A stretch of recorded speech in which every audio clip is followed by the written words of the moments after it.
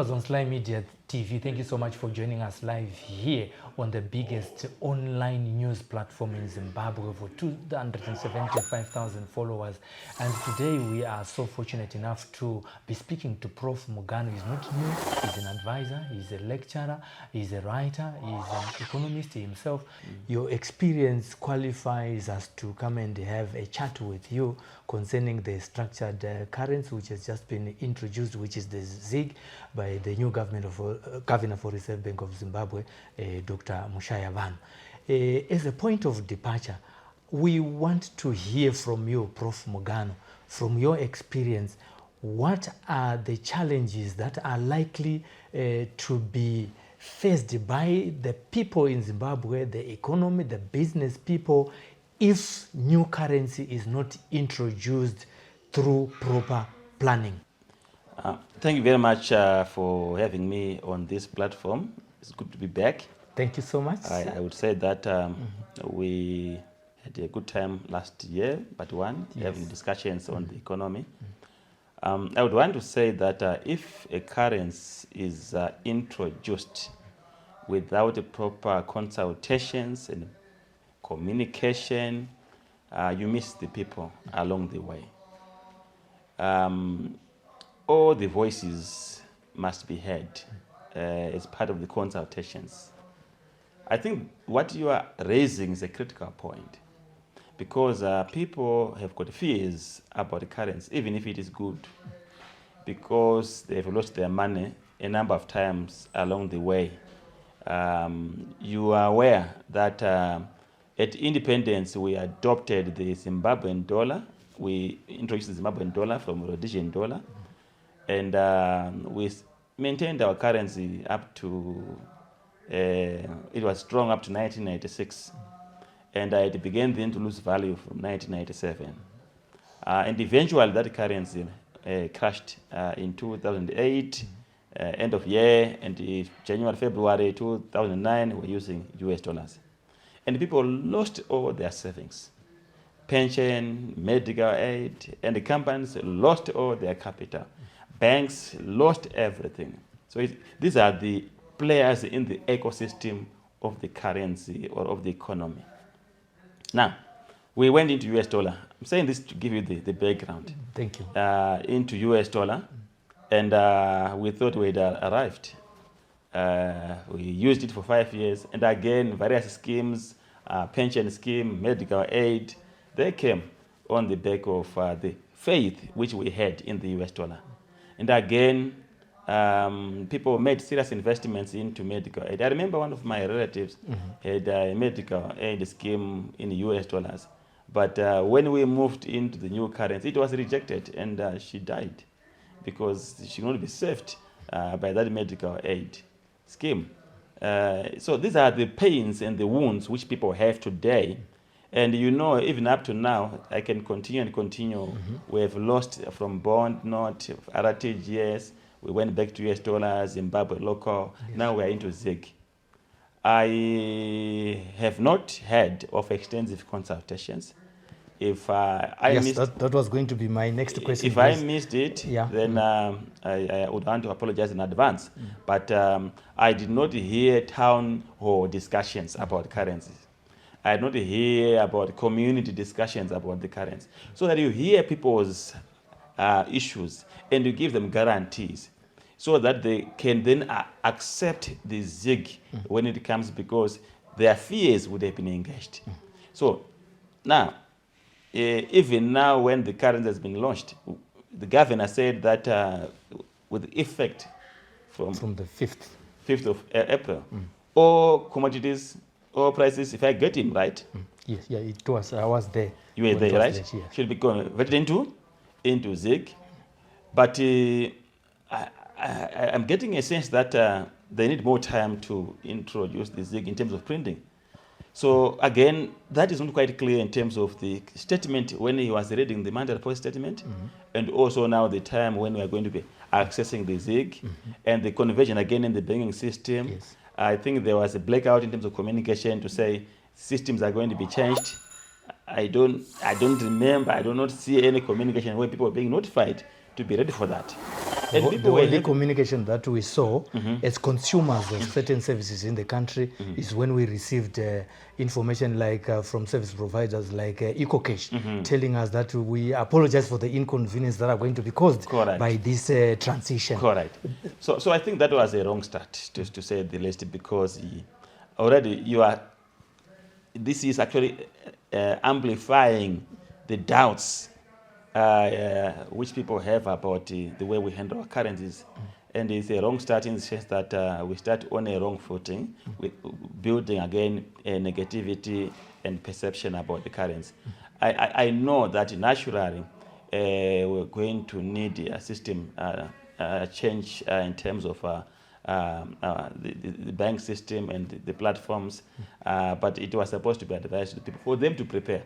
Because I heard colleagues raising concerns that they were failing to pay for services, even at hospitals, even at doctors. So people's lives are being disrupted. But if you tell them like a week in advance that make sure that you have your money, if you have your cash, because in the next week we are launching a currency, and the next 3 or 4 days or so there will be this disruption.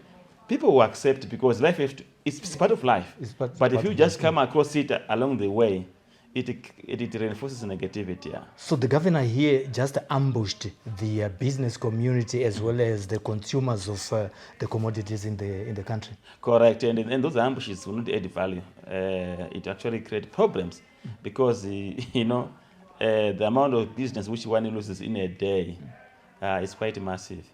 And I would also want to argue that maybe people could have also suggested to say, why don't you just maintain the current currency, which is then cut the zeros, and back it with gold? What difference does it make than to create havoc of this system changes and which is creating havoc to the economy?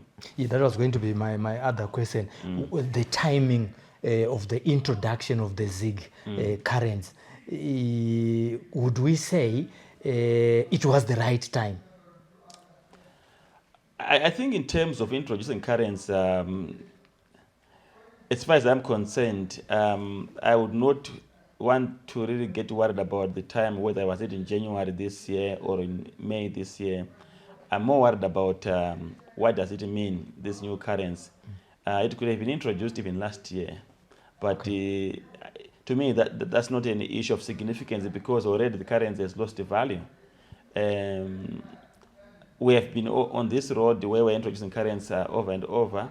So it's not about the introduction of the currency.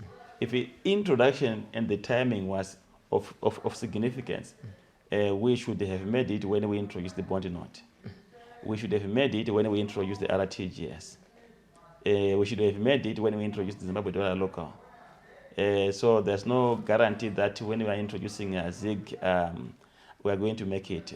For me, what is important, what should be the priority requirement for the introduction of the currency? Right. What are the minimum conditions which must be in place for us to introduce the currency? Right. So what is very important is that one, you must have enough reserves of foreign currency. Which they say they have. They don't have enough reserves. From my calculations, we are not agreeing on technicalities. And I still want to maintain my view that the governor of Central Bank is arguing that they have $285 million equivalent, Yes, which we cannot question because he is the one who is holding it. But for my concern is that he's premising his argument on the reserve money in the circulation, which is equivalent to 80 and 90 million US dollars. And he's saying that he has got 3 times reserves of that nature, which is correct mathematically. But here is the problem. Ministry of Finance budget and the way they operate the budget is where the problem is. We have a budget for 2024 which is $58.2 trillion.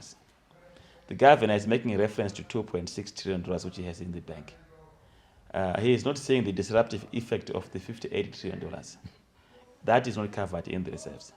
And I know that it doesn't mean to say that Central Ministry of Finance pays that $58.8 trillion in 100% in Zim dollars alone. There's also a significant component in US dollar. So, but there's still a significant ratio in Zim dollars, which could be 40% in Zim dollars, which is going out as a Zimbabwean dollar.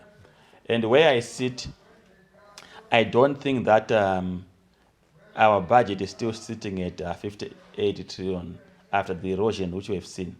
Because that budget was presented at a time when the official exchange rate was 6,000 Zimbabwean dollar against $1 US. So technically, we had about $9 billion equivalent in terms of the budget, if I want to be very precise. Now the rate has moved 5 times, from 6,000 to 33,000. So naturally, I would expect that also invoices in Zimbabwean dollar coming to Minister of Finance also have gone up to an extent that if the Minister of Finance was going to present his budget mid-term review mid-year, if we had not introduced ZiG, I would tell you that we could be talking of something above $300 trillion in terms of RTGS expenditure, if you look at how these things should move together. So you see there are two animals, the Treasury and Central Bank. Now, in the bank, in Central Bank, they talk of money supply, and the governor is managing money supply, and is linking money supply to the reserves which he has, right? Now, in the Treasury, they don't talk of money supply. We talk of liquidity, which is pumped into the market, which is identical to money supply in terms of its net effect. Because when he's paying workers in Zimbabwean dollars, they have to change that money for them to access fuel at the garages where they need fuel in US dollars. They need US dollars to go to the tax shops. Then when he pays contractors, I know 70 to 80% of the contractors are being paid in US dollars. I must accept that. This is what is coming out. But that 20% of an elephant, a big budget, in the room, it's massive. So again, contractors will also buy foreign currency to preserve their value and also to meet some of the requirements they want. So from that angle, there's excessive demand on the foreign currency, which is not backed by what Dr. John Mshayawan is holding. And this, we cannot apportion blame on him, Dr. Mshayawan. But we are saying he must be aware of it. As he advised government, he also take into account, because I did not I don't get any fine line. You were there, maybe you can tell me. When he was presenting, he never made reference to this challenge of excess liquidity coming from Treasury. That is a destabilizing factor, which even a currency has been introduced today, or even last 3 months, it will still fail. My last point I want to submit is that the currency, which has been also presented by government, because you say we should talk to people in the community, it has been introduced. Is it going to work? Again, it's not going to work as long as I cannot use it to buy fuel. Right. As long as I can't use it to go and pay for passports, as long as I cannot use it to go and pay for my school fees, for import duty. You know, I'm hearing efforts by government to say QPDs of taxes should be at least 50%. Should be in ZiG and the other one in the US dollar. Why are we being apologetic about it? Why can't they take 100% of the QPDs in ZiG to create demand for ZiG? Because if government is shy to use this currency and is actually balancing the US dollar taxes and also the Zimbabwean dollar taxes, then you are creating a challenge for its sustainability. So for me, that is the big elephant in the room. The last point is that as long as people cannot walk into a bank and change ZiG into US dollars, and the banks cannot give me dollars over the counter, this looks like crazy from when you look at it from a policymaker point of view, because you would say it's not possible. You can only get foreign currency when you want to transact. And the governor actually was very clear on this one. He said that you cannot walk into a bank when he was presenting the statement during question time and get foreign currency, because he was trying to encourage the use of ZiG. But our people still have this psychological challenges with the local currency. They would want to preserve value. They would want to walk into bureau de change or into the street to buy foreign currency. So if they cannot access it, maybe for a defined time, to say for the next 4 months, let's allow people to test the system and see it works. Then in those 4 months, then we create more demand for ZiG so that people can then see that there's no issue, we can actually work with it. Because when you buy bread, you don't eat the US dollars. Yeah. You eat bread. Okay. So if that is ZiG can buy bread, can buy fuel. But when I buy fuel in US dollars, I don't drive the US dollars. I drive the car using fuel. So if it can buy fuel, why would I worry about keeping US dollars, which I'm going to give again tomorrow to a fuel attendant? But if I can go there and give them ZiG, give me. So why would I worry about US dollars? Thank you so much. What impact might the introduction of the ZiG have on exchange rates and international trade? Because we do not exist in a vacuum. We have got partners, regional partners and international partners. No, thank you very much. So the ZiG will have a temporary impact during the time of confusion. Okay. So right now, no one knows where is the rate. Exactly, that's the situation on the ground. This is the short-term achievement of ZiG, because the system is still finding itself. The official exchange rate is 13.56 ZiG to $1 US.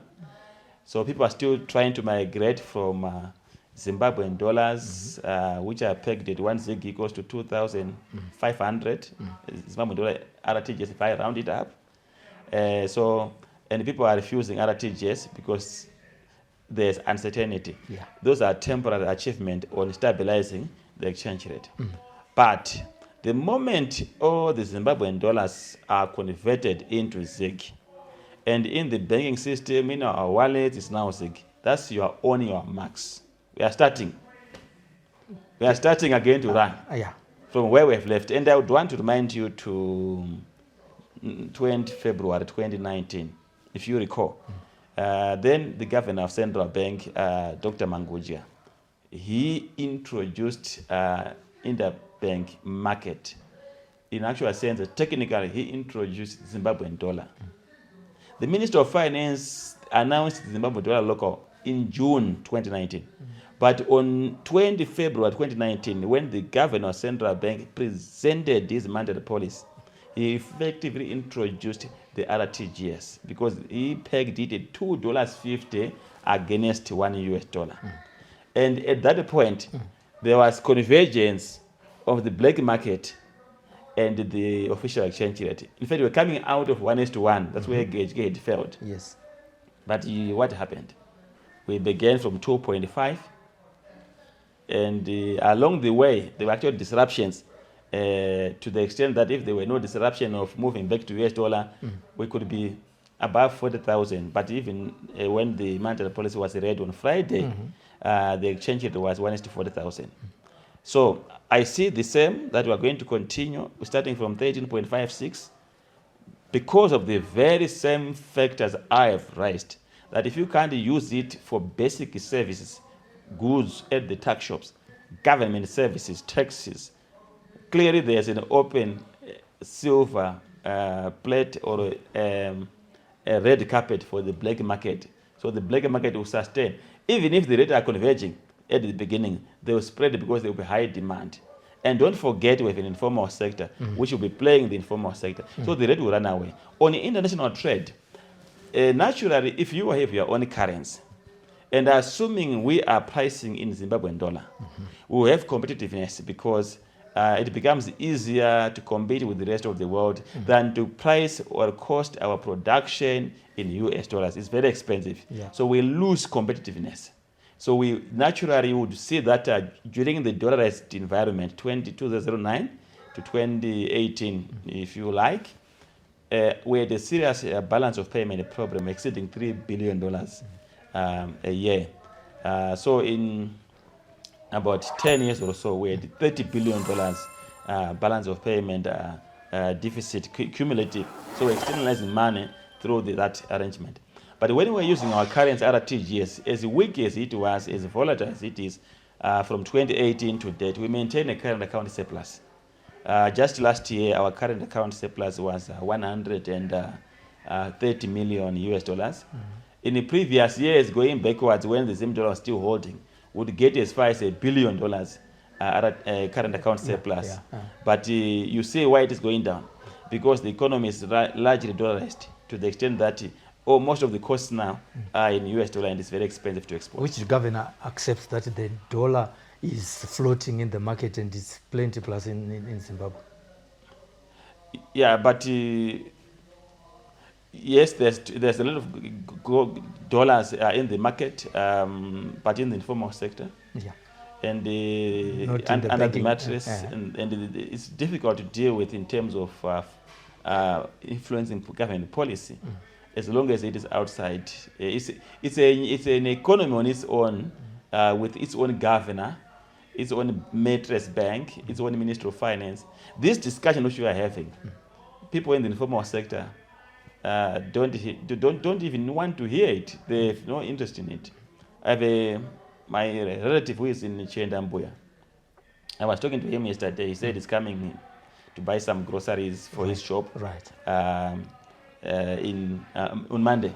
And I thought I have latest information. I told him that no, the systems are not working. So you might need to check. Let me check whether they will be working from Monday, Tuesday, before you come. He said, which systems are you talking about? Right. I have my cash. I don't work with their systems, you people in Harare. Right. This is a businessman who's talking. He said, I'll just go to the tax shop with my cash. I don't need to use the online platforms or any other platforms or Eco Cash. I use my cash. So I'm coming. So it just tells you how there's this joint between the policy intention and the market it is targeting. So we have two markets, the formal and the informal.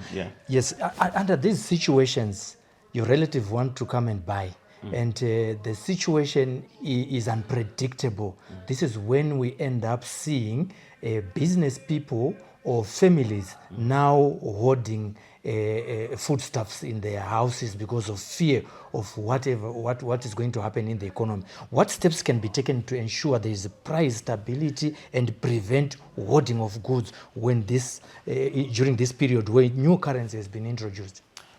No, thank you very much for that question. So the Reserve Bank of Zimbabwe has needed a very strong communication department, which engages the citizens using various platforms, radio, televisions, social media, where the people are, and also outreach programs to just give them assurance of what's happening.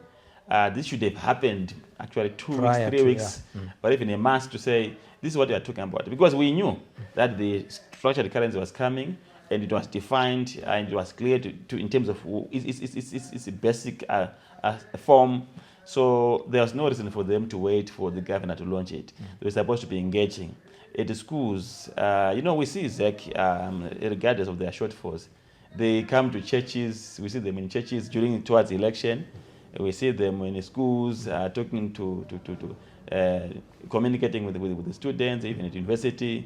So that is the kind of the structures the Reserve Bank was supposed to be using. I'm just giving an example. Or the platforms to talk to people. But you are lay fears because it is where I sit, there's no difference between ZiG and other previous currencies. There's no need to panic to say goods are going to be short supply because the informal sector has been the major player and is dollarized. And what I like about the governor in his presentation is that he said he is not disturbing the foreign currency deposits in the banks. And that was the best assurance which he could give, which must now be communicated to people. Because if he had said we are going to ban US dollar, we are going to raid the US dollars in the accounts, then we were supposed to be worried that shortages were going to happen. Yeah, I think you've answered the question that I was going to ask, that the introduction of the ZiG will affect financial planning for individuals and businesses. And talking to the businesses themselves, what strategies can they implement to navigate from this uncertainty? As an advice. So the starting point is that I don't see much uncertainty in terms of its introduction in as far as what it would mean to my cash flows. The only thing which I will see is reduction in zeros, cutting of zeros. So if you were having an account of 1 million Zimbabwean dollars, you might be probably having something around 500, 450 ZiG. So you are just starting with, you are a millionaire, you are no longer a millionaire, but your cash flow has not, in relative terms, you've not lost your value, except that you have just removed the burden of you entering more zeros. One thing which I also like to appreciate the governor on a positive note, which I think is good for business, which he did, was then to shut down the auction system. You remember, even when we were coming to our platform, I used to say there's a command exchange rate at the auction system. And he said we listened and we are closing it. Which is the question that I asked at the Reserve Bank. It was me who asked that question. Yes, Why did you shut it off? It was a command exchange rate. It was a market for corruption. It was creating room for arbitrage opportunities. It was actually a hive for trade in foreign currency, because you're going to get your foreign currency at a lower exchange rate, then you go and change it in the black market, you come back again. So people were becoming millionaires by just trading money. So it was not good for production. So the business now have an opportunity to access foreign currency, bona fide businesses. Because if you recall, some companies in the beverage sector, I want to mention them on professional grounds, they stopped going to the auction system after 2 or 3 trials, because they knew that they are not getting the foreign currency, and they were now depending on domestic sales, which they were getting. Now, if the willing buyer, willing seller should work to allow businesses now to get a proper exchange rate in the official system, and that is the beauty about the ZiG and also the exchange rate mechanism, which has been put by government. Now, this is good. It is not enough in as far as it is good. It must be complemented by government. I still want to repeat because of its importance. Right. All government services must be in ZiG. All the taxes to government must be in ZiG. The garages, particularly we can start with government garages owned by government parastatals, should be in ZiG. Then people can have choices, right? Then the other one, which are private owned, maybe they can do in US, but as a step by step move to there. So, because I don't want us to look at it as if central bank is the panacea.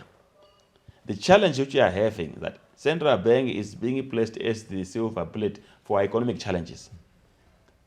Yet there are some departments of government which must come to the party. The Ministry of Industry and Commerce, we want to see it in the public platform, talking to us about a robust industrial policy. They don't have an industrial policy.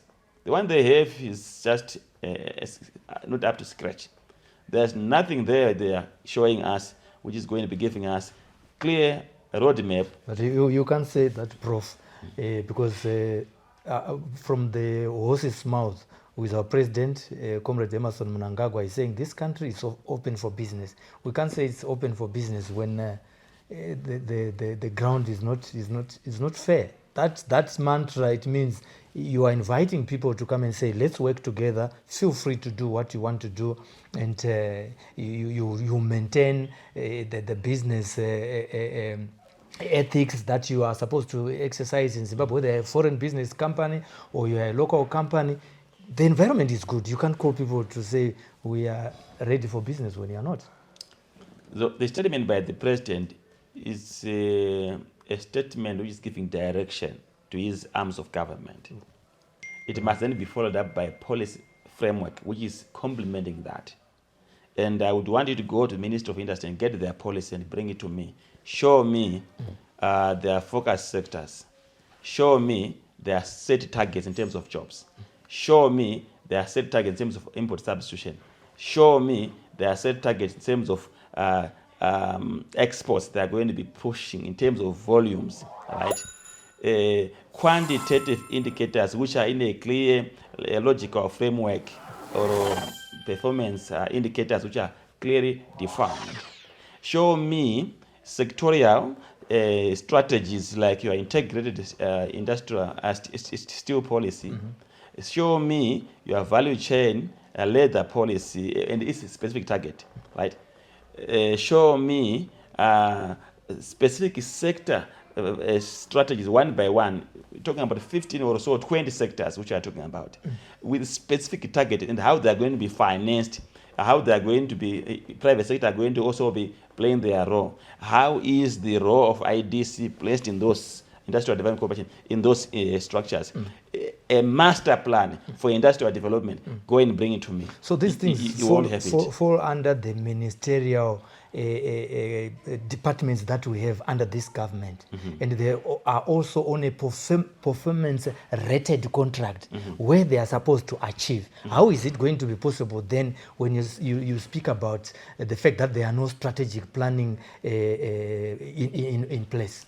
This is the challenge which I'm trying to raise. They have an industrial policy as a document, but it's not adequate. It's got those gaps which I've raised that you cannot then relate the document in line with, you can't compare industrial policy of industry and commerce and the agricultural policy of which has been done by Dr. Masuka. I just want to be very honest with you. The agricultural plan of Dr. Masuka will tell you there's an animal growth strategy where they're targeting to grow a number of heads of cattle from 5.5 million to over 7 million. It tells you the horticultural strategy. It tells you about the disaster response strategy to climate change. There are also other plans to do with horticulture and how much money is coming from Africa, the 30 million set aside to support horticulture. So if you look at what I'm giving you here from agriculture and the targets in terms of how much they want to reach in terms of dam construction, boreholes in the villages, they have what you call rural development 8.0. with the 8 areas of focus, that's Minister of Agriculture, in the same government. That clarity, which is in the Minister of Agriculture, is not there in the industry and commerce, and hence the performance is not there. But the only challenge I have with the Minister of Agriculture is a market system issue, which they are addressing. And I have to acknowledge, because we had this one-on-one discussion with the ministry and even with the minister himself. And he was very clear that he had a clear roadmap. And one animal which we were debating about in the last 4 years or so was the issue of the commodity exchange. And this was launched, if I'm not mistaken, last year in March. And right now the commodity exchange has got more than 20 commodities trading, including maize, wheat, and soybean. So that's a very good move. The challenge they now have to deal with it now is to migrate, separate the role of JMB, to play a role of a strategic grain reserve, and only participate to buy maize for strategic grain reserve, and allow the other trading to happen on the commodity exchange. That's number one. The second challenge they have is how they strengthen their disaster response mechanism to deal with the climate change, because this year we don't harvest much. We're not harvesting much because of disaster. So I want you to hear me out. I'm not just there to criticize. I'm just telling you what is working in some ministries.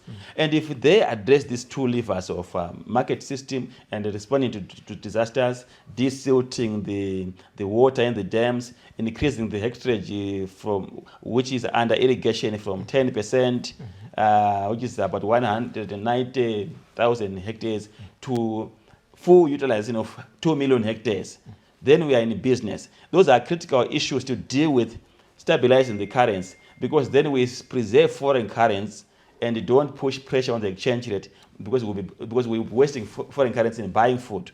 The same must be done on the industrial policy. We don't want to see importing toothpicks, chewing gums, Pampers.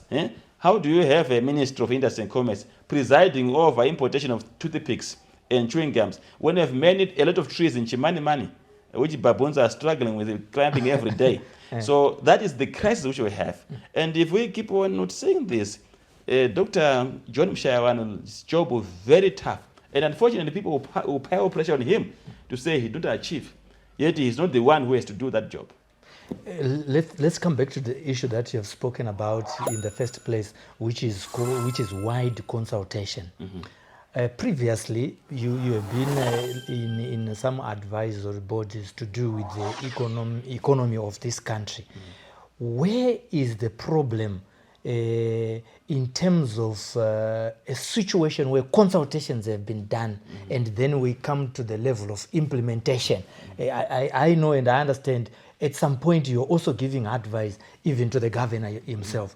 Where do we fail between consultation and implementation of the ideas that are coming from the scholars and the people that have been educated by this government to say, when you are educated, you will be the bed of rose that we will ride on. The consultation will be coming from the brains. And now we see those brains, most of them are now Zimbabwean brains abroad, including yourself. No, thank you very much. That's a very good question. And I think if we manage to address that question together, I don't think I can address it alone. I'm also hoping that those who are listening can also address it. Even government can also ask themselves the same question and say, why can't we address it by action?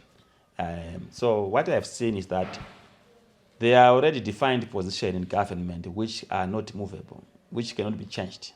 I'll give you a very practical example based on my experience in advising government. From 2014 to 2021, the Parliament of Zimbabwe has been so generous of their time to invite me to talk to parliamentarians on the budget. So I would attend a budget consultation and post-budget consultation. You would note that submission coming from people, when they are presented out there, how much submission were given, which one were taken, 20% were taken on board, the rest were not taken. I want to give an example where Honorable Charumbira came out for a blessing. If you remember the issue of duty or tax on cell phones, it was an issue which was discussed in Victoria Falls, and there was a compelling argument to say, let's not charge duty on cell phones. And you remember when the budget was presented, it came out for a blessing. It's in the public domain. On my own, I had a one-on-one interaction with the Minister of Finance in October 2021. At the grace of the Parliament, they brought me in there. There was the Governor of Central Bank. There were key presenters. Minister of Finance was a key presenter. I was a discussant. My job was to then dissect their presentation and give them my view. Then I challenged the Minister of Finance. And I said, Minister, the only way to make our currency strong, this was 2021 in October, last week of October. The only way to defend our currency is to create demand for our currency. All right. The government of Zimbabwe, and I was challenging that, you as the lead, the head of treasury, you must make sure that all your taxes are in Zim dollar. All government services are in Zim dollar. Leave everyone to charge in whatever currency they want to charge in, because we have different views about the currency.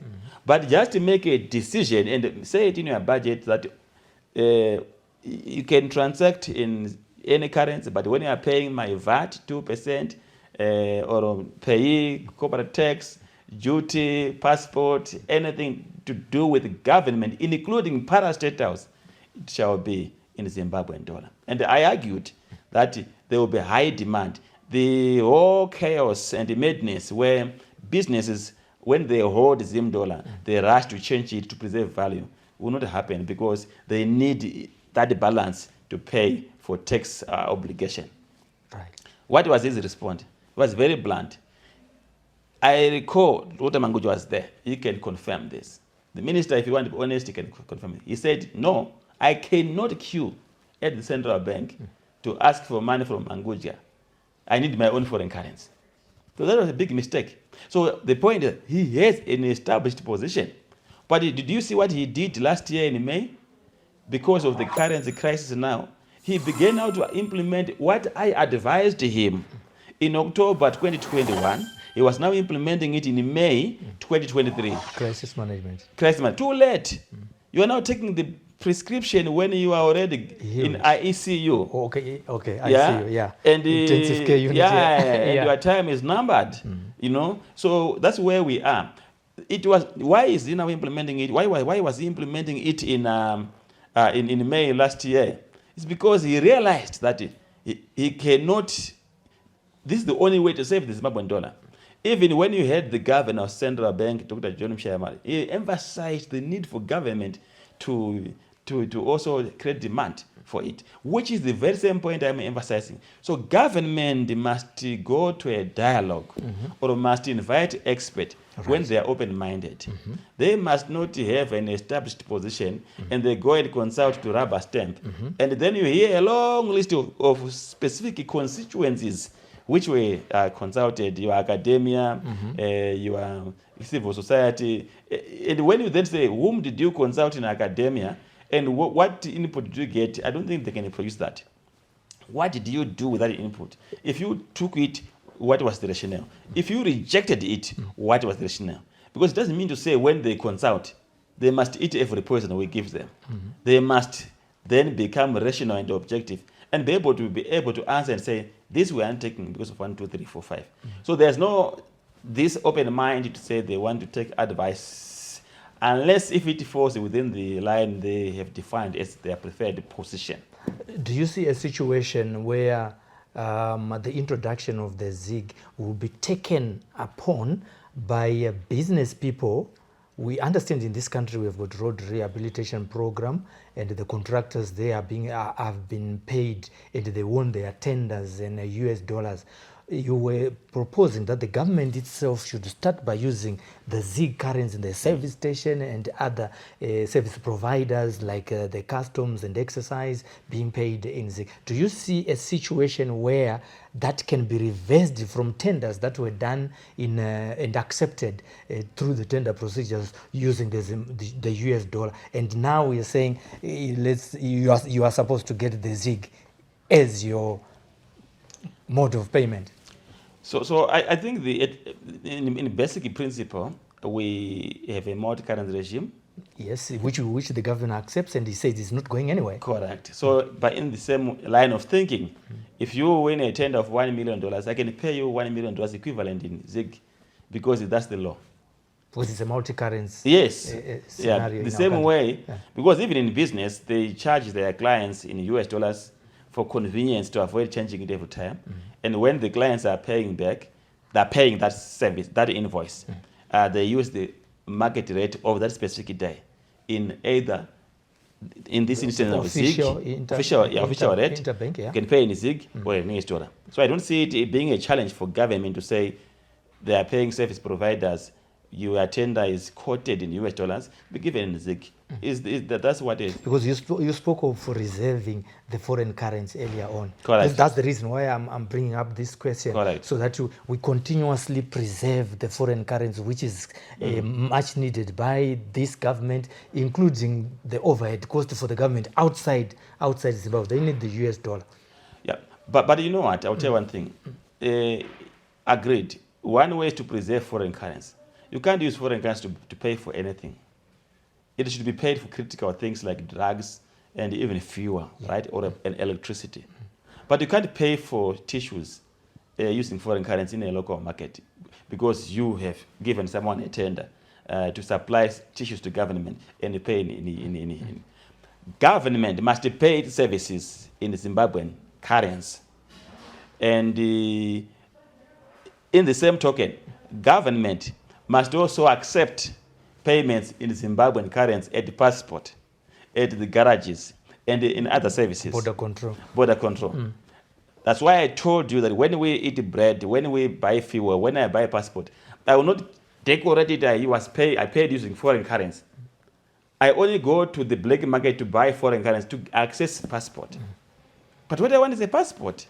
So let them receive the payments in Zimbabwean dollar, then they create demand. Eventually, we begin the journey of de-dollarizing, slow but sure.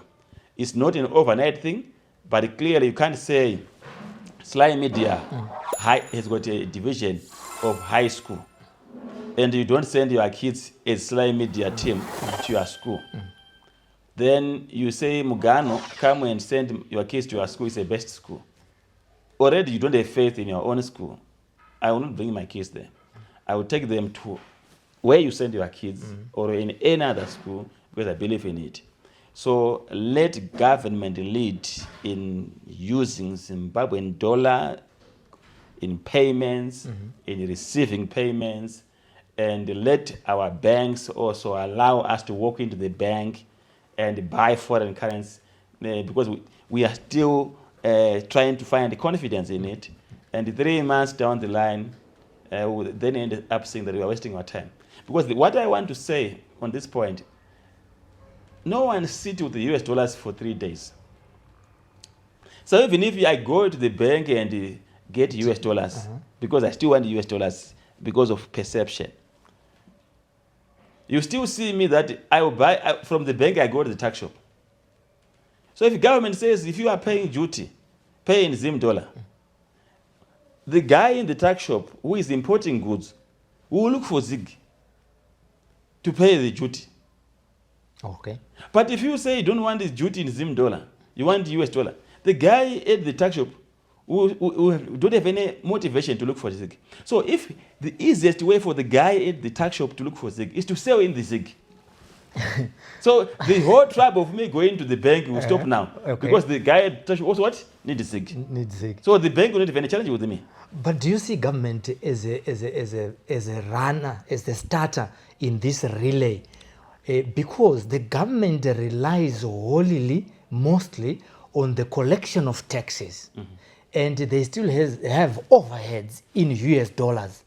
And here you are giving them advice to say anybody who is importing a car from outside Zimbabwe should no longer use foreign currency. Yet it is the channel that also pours money into the bosom of the government.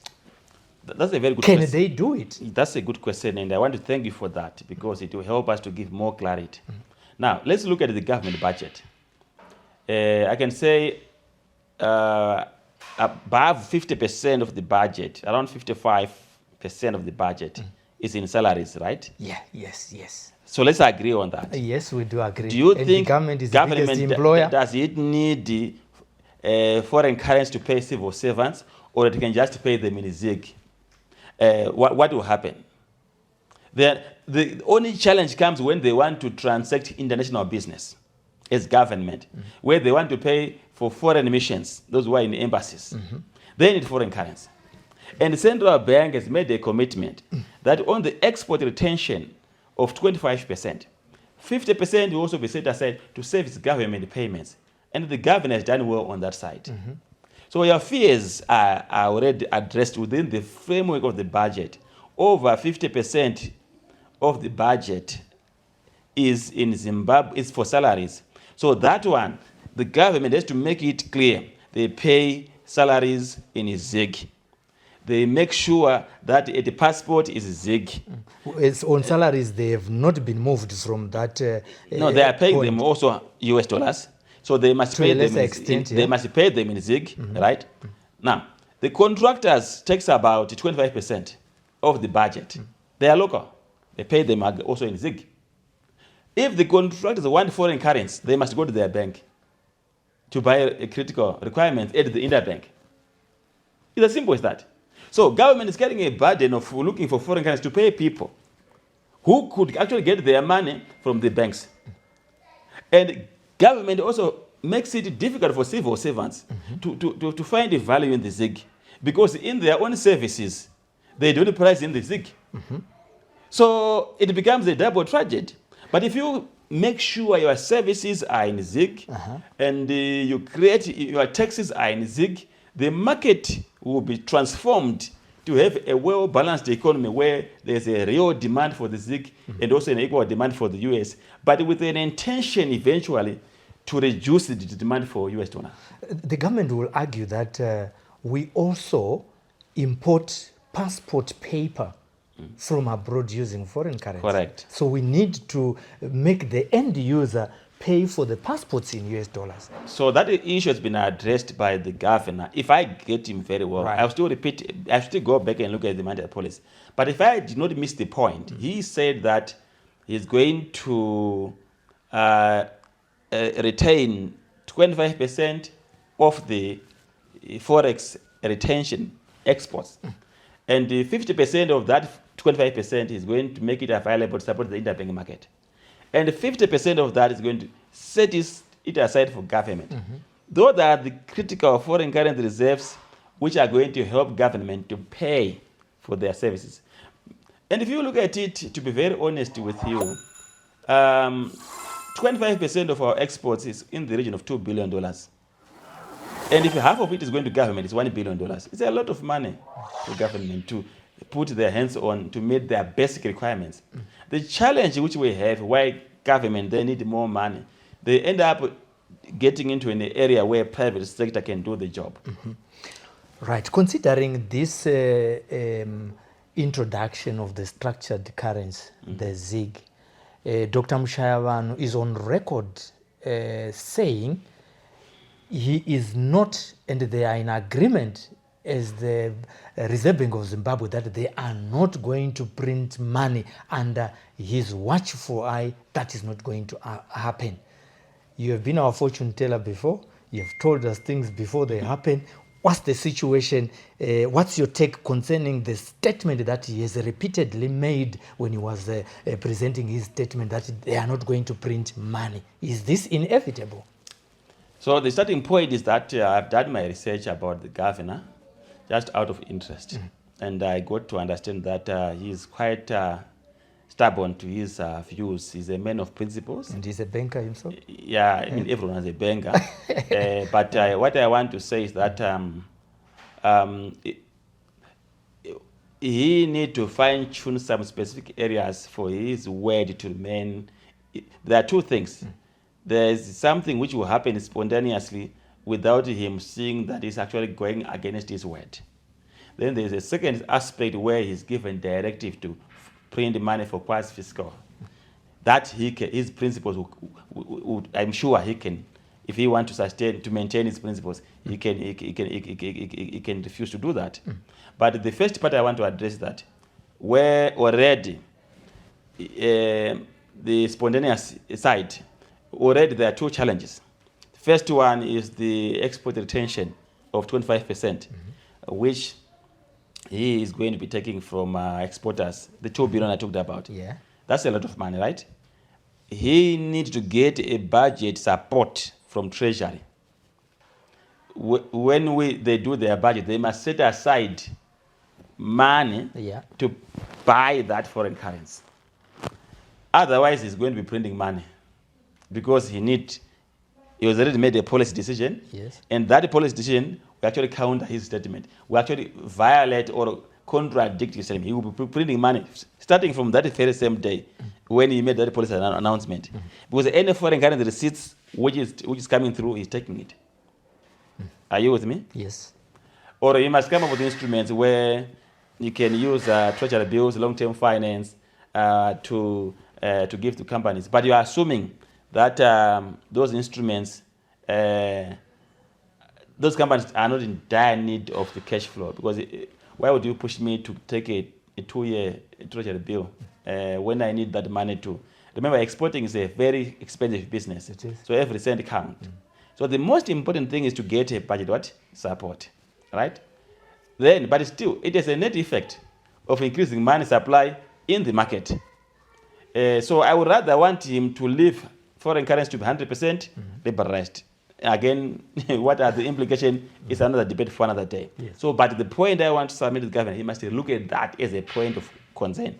The second point, which can also offset his submission to say, not under my watch, is the statutory obligation which he must fulfill to finance budget deficit, but of course not exceeding 20% of the previous budget support. Are we together? Yes.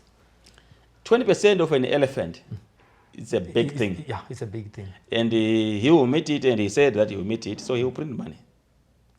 And remember, he's printing that 20% and 25% at a time where Central Minister of Finance is pumping money in the market through a short-term financing infrastructure. If Minister of Finance were using long-term infrastructure, your diaspora bond, your triple Ps, won't be having these challenges. So his word will not stand against exchange rate spiral because of these things I've said. Okay. He can only win on certain pushes of quasi-fiscal, and that will make a difference, but there's still pressure from the 25% and the possible 20% budget requirement. Do you think there is political pressure on our governors for the Reserve Bank of Zimbabwe, with the new governor, Dr. Mushayavanu? We're also talking of Dr. Mangudya. We also talk of Dr. Gideon Gono.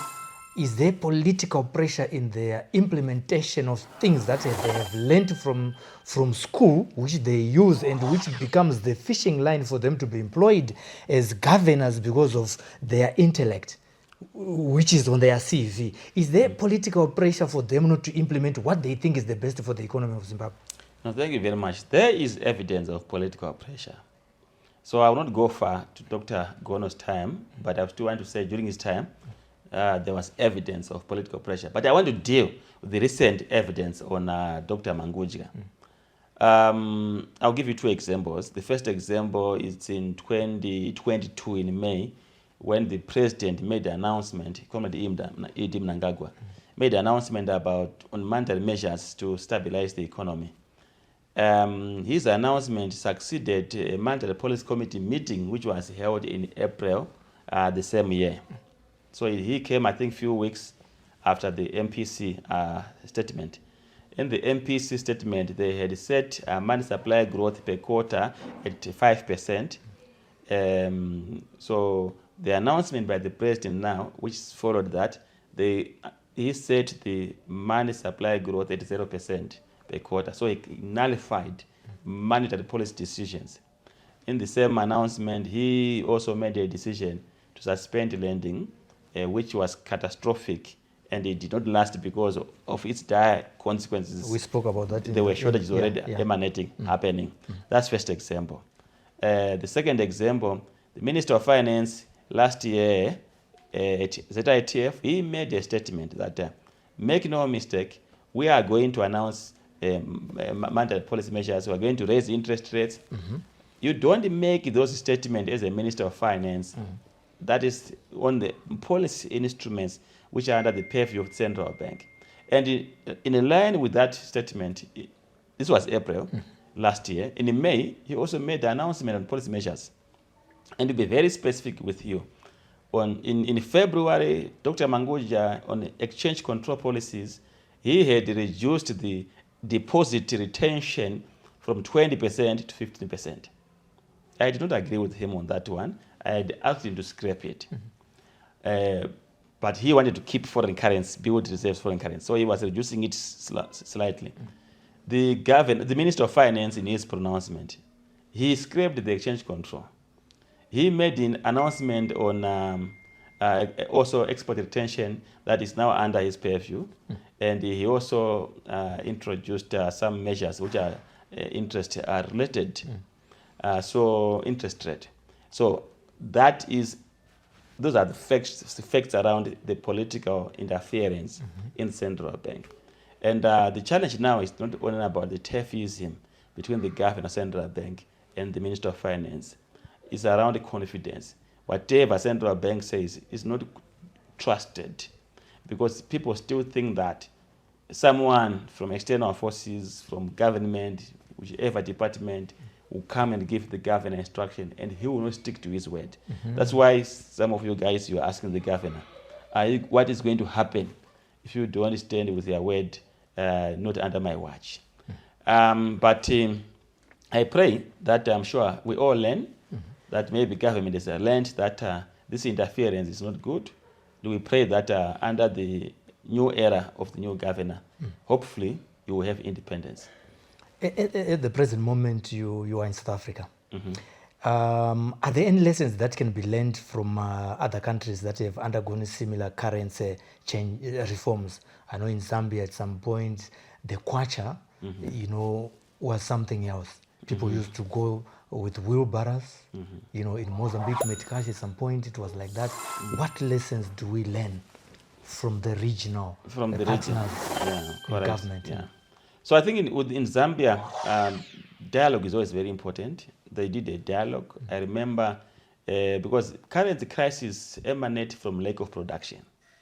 The rest which I are now talking about, say money supply here is one of the factors. But if there's money is backed with production, it's not a problem. Okay. So Zambia, I recall, in literature, there's extensive literature around how they have worked to support their currents. They went into a serious dialogue. Initially, they prioritized 15 sectors of the economy, then they brought them down to 3 sectors. They focused in those areas, and they begin to rebuild their economy. Politics is also an important factor in terms of stability, how we relate as Zimbabweans. We should not be enemies because of our difference in political ideology. Here in Zimbabwe, I think we are getting it wrong. There's too much toxicity. Check what's happening on social media, on Twitter. It's just a war, fighting. No one says something which can pass through without any fight. Some of the ideas which we are submitting might be making sense, but we miss them if we are bled by politics. This morning, I am under barrage on Twitter from ZANU-PF colleagues, clearly to silence whatever you are saying on the economy. I'm just trying to invite them to reason, that let's reason. It's not necessary. We are Zimbabweans, this country need us all. Majeso had a song that Anzi Satersa Mumu Terema Shoko. Umwakaodzwa hondo nemurwere wepfungwa akasamutera katanopenga. This is what we are doing, so let's listen to each other. But we need unity of purpose, we need consensus, we need shared vision as Zimbabwean. Clearly this country need us to deposit money in the bank. So we can't say this government, I don't like him, we're not going to put money in the bank. So how are we going to create savings? How are we going to create savings if you put money under the mattress? So we need to mobilize our minds towards production. I'm working with this spirit of, we are moving towards independence, right? And I always remember, and I've been saying this in a number of platforms now, and I'll repeat it, that during the liberation struggle, our people were very united. So we might want to go far in terms of regional experience, but we can also come back home. We united to fight for our independence. I remember the songs which we would hear when we were at school, even via the radios, and not during the struggle, but I was born 2 years before independence. But the song which we hear, which they were singing, were very touching. That Msandi Cheme Ndaenda Ndeka. Because the statement is there is that I am going to fight for my country, and I might not come back. Don't cry. Don't mourn me. Now, the current generation is not sincere to the cause of national development. We can't put money in the bank. We can't just support central bank financial inclusion. We can't put money in the bank because we are afraid we lose our money, not our lives. We are afraid we lose our money, not our lives. If we were colonized today, do you think our generation would go to war? The answer is no. Because if we can't put money in the bank, if we can't accept our currency to say, let's unite to love our currency as a Zimbabwe, whatever happens, it's our currency. It's our currency. We can't do that. Why? Because it begins from say I died for this country. Yes, it begins from leadership. It begins from our leadership. Our leaders must not allow what is happening here, where we have toxicity, calling each other names, fighting each other. We might have our own weaknesses as a people. But let's correct each other. Let's not fight. That's when you hear opposition coming. I will not hesitate to, because it's in the public domain, and I don't know what to give him. Okay, I will say the former Triple C leader, Advocate Nelson Chamisa, he's saying the country does not need new currency, but it needs new leadership. What's your take on that? Because you are saying let's be united. Yes. But here the opposition is taking advantage of misdemeanor in this introduction of the new currency and whatever, and then it becomes a vehicle for the opposition to garner for votes. Yeah. So basically, I guess his reading is based on the experience of what we have gone through in terms of cycle of currency crisis. We have 26 plus years of currency crisis. Are you with me? Which is a lot. Which is a lot. So anyone in his rational mind will tell you that if you pretend over failure, Okay. For 26 years, and you are sincere, right, to the national cause, you, as a government, maybe you need to think how we might want to think of bringing new leaders to look at this crisis which we are having. I will tell you one thing: in a company, CEO has got, in some companies, 2 terms. Why are they doing that? They are doing it because they want to create fresh ideas. But at the company level, it is not polarized because it's a company, right? There's no politics there. There's no, yeah. But a CEO comes and what? And go. Sometimes the whole board is what? Is fired. Yes. So leadership renewal is always very important because you bring fresh ideas. And also you take time to watch from a distance and see what was going wrong and what was working, right?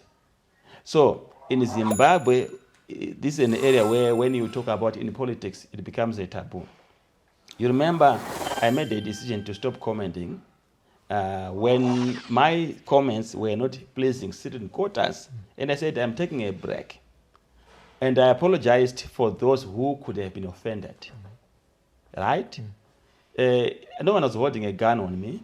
But the idea was to listen to myself in my silence, learn, relearn, unlearn, and relearn. And then begin now to see how, when I come back, how then do I engage with my citizens, because everyone's voice is very important. But if your voice is not being heard, you must reflect on that. It's part of leadership. We are leaders in our own respect. But I'm sure Honorable Chamisa can also qualify more on what he was meaning. But I still want to argue that clearly we have spent 26 or so, if I count from 14 November 1997 to date, we should be worried. The platform for leadership change always through elections. And Zimbabweans have that responsibility to look at it to say, which kind of government do we want? And we also want our systems, our institutions, to make sure the voices which are being, or the votes of the people are respected. And what comes out is respected as well. Then we move forward. It must never be a monkey water issue where we are fighting and where we are like at war. We should be focus on economic independence. We've got our political independence. Let's be like the Japanese. I wanted to give this example, and I'm just trying to come back to it. When the Japanese came out of the World War II, devastated by the Hiroshima disaster, they made a political and an economic decision to say we are not disengaging the fight which we are doing in the World War II. We are taking our political fight to the economic fight. The Japanese should be known as powerhouse in the economy. So Zimbabweans are educated. We should always challenge our mental faculties to say, we are educated. We are known everywhere. Look at how many people are in South Africa, Zimbabweans, worldwide. Where are their positions? Holding serious positions. Tells you that we have capacity. What we don't have is political will to unite our minds and to talk. And people in offices, senior offices, must not come out attacking people or barraging people or instilling fear. So what? To intimidate, fair and fine. Suppose we succumb to intimidation or keep quiet. Are you better today because we have kept quiet? Are you not better off when we are all talking? Are you not better off when we are coming to the round table? Are you not better off when you bring all these Zimbabweans to the table and make this country the Switzerland of Africa? Yeah. Through your tenure or your experience as a researcher, as an advisor, as a lecturer, what is the most frustrating thing that you have ever come across in terms of your ideas being implemented by the stakeholders that build this economy? Precisely the government, or maybe the private sector, or the Reserve Bank? Thank you very much. That's a very good question.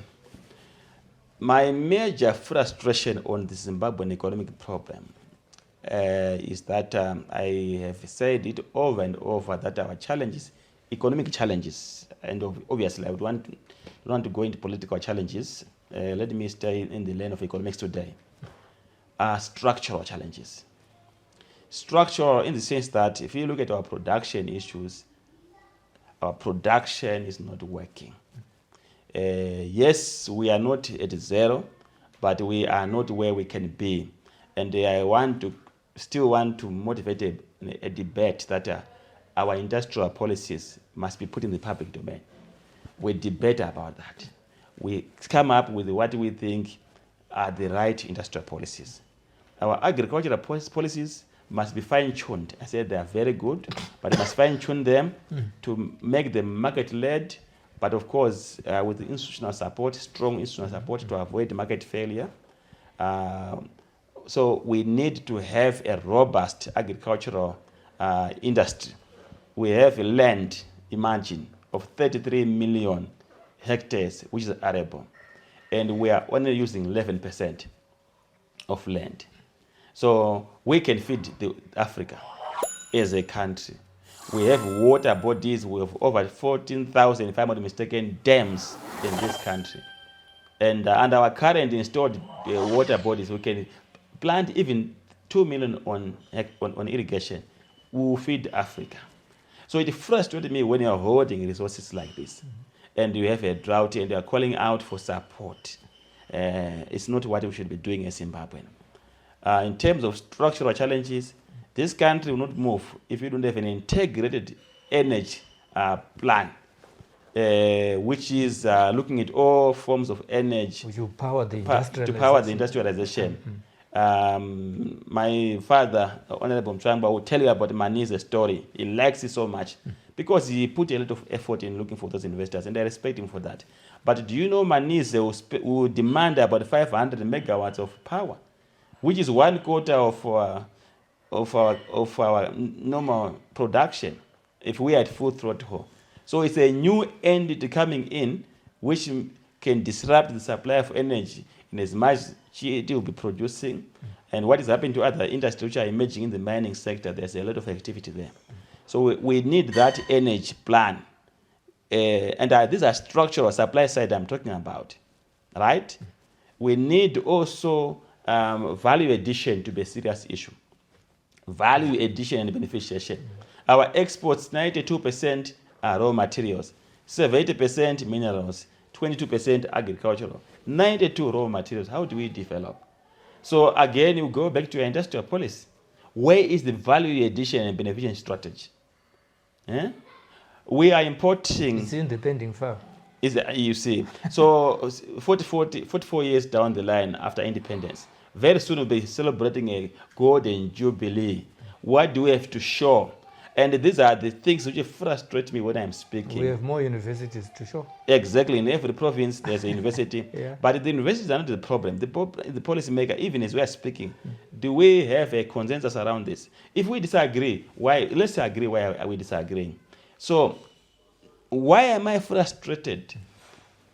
You media people, you can agree with me that the only platform which you know where you go to, correct me if I am wrong, is the mandate policy presentation, is the budget presentation.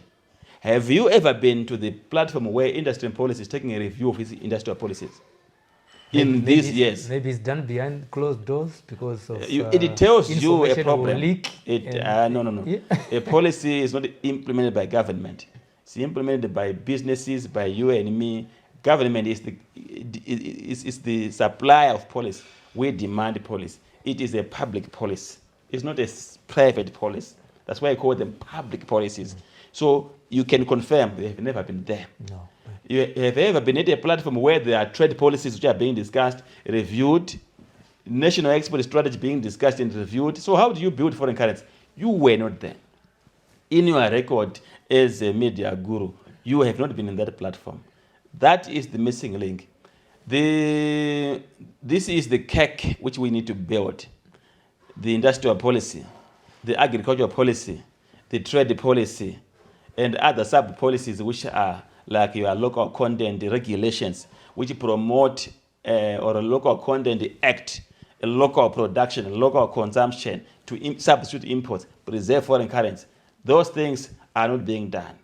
That is the cake. The mandate policy which you go run to and the fiscal policy, this is the budget, is the icing.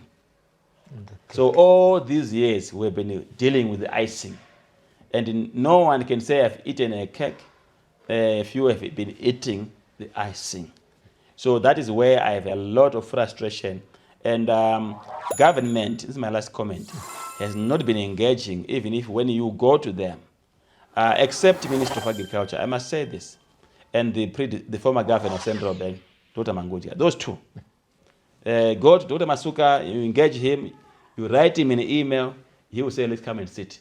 I remember one day when I was coming from Bulawayo, I was supposed to meet him at 3 p.m. I was delayed because of traffic. He waited for me up to 7 p.m. Anyway, the serious discussion about the commodity exchange. And here it is there. And that is being a super minister. Okay. And even if when he gets his awards, even if when he has a drought, I will still not say anything because he's got a soft thing around himself. Which minister can wait for you from 3 p.m. to 7 p.m.? And which minister can assure you that gift, if you want to see me, you can come to my office even at 7 p.m. 7 a.m. I'll be in my office. You see, that is what we want to see. The former governor of Central Bank, you would write to him, Governor, I have an issue which I want to share. I will send with him my view, my paper and everything. He said, come, let's sit and talk. I will sit with him, the two of us, and we discuss. Why? Because we are trying to shape the agenda. The rest of these ministries, you won't see them. You write them a document, they won't even respond to you. I'm not saying I'm dying to be seen, but this is a narrative which you hear even from businesses, that this ministry, they are not accessible. A minister is called as a guest of honor to a conference. We attend this conference. You know them. Even in parliament, they don't go. Absent. Yeah, so that is my pain to say. So how are we going to develop? So it's not about Mugano. It's about the culture of ministers and how they engage with the public to say, even at a bigger platform, they will not come. They will send a person who will not make a decision. And eventually you see that the mood has changed. People are demoralized. So we need to change the way we are interacting. And that has been, I think, the least disappointing thing in my interaction with the public. Your words of wisdom to Prof. Mugano, what are your words of wisdom to the ordinary men? I know we have spoken of some hints to the business community, the Reserve Bank, the government, the ministers, but to the ordinary men in the street, what is your word of advice as we conclude this interview? So I would want to say that for Zimbabweans, let's work to defend our currency. The currency, the Zimbabwean currency, can only be defended by Zimbabweans. All of us, let's give the governor of Central Bank a chance. But we want all of us to play our role. We want the government to play their role in terms of allowing all their services and taxes to be paid in ZiG. That will allow the men in the street to support the currency because they will know that I have to pay tax using ZiG. So we have to keep it than to run to the black market and change it. So naturally, the men in the street and the women in the street have to be directed by policy, not by whipping or by arresting. It has to be a need based on a situational setup that there's no way tax is needed in ZiG. The men in the streets, they want passport. They need licenses, driving licenses, marriage certificate, death certificate. I've seen a circular from government saying that citizenship, marriage certificates, death certificate are all exclusively in US dollars. Previously, we were talking about a passport to say they want foreign currency. What foreign currency do they need to give me a death certificate? You see, so some of these measures government take, I think they go extra mile in damaging the credibility of their own currency. So they must also play their role. So government must lead. And once they make their first step, I'm rallying citizens to support that first step of using our currency. Together, we can make Zimbabwe great. Prof Mugano, I must thank you for affording us this interview. We know and we understand you're a very busy man. You had just popped into Zimbabwe, and we managed to meet you, and you agreed to give us this interview. We want to thank you for the wisdom that you have given to our viewers, our followers, our subscribers during this short period that you have been in Zimbabwe. Thank you so much. It's my pleasure. Thank you for having me. It's an honor to talk to you and to talk to Zimbabweans. And this is the only home which we have, and we must build it. Thank you. This is Geographic TV, hakudima CV, Sly Media TV, and this spot and dream street in zone and up news in Daka one name of views. Sly Media TV, man, they change my dreams. Sly, yeah, Sly Media. Sly, yeah, Sly Media. Sly, yeah, Sly Media. Sly, yeah, Sly Media. Kuchinja vision, yeah, ghetto youth. Kuchinja life, yeah, ghetto youth. Kutipa nzira semageto youth, kutipa gwara ramangwana rakanaka. Sly, yeah, Sly Media.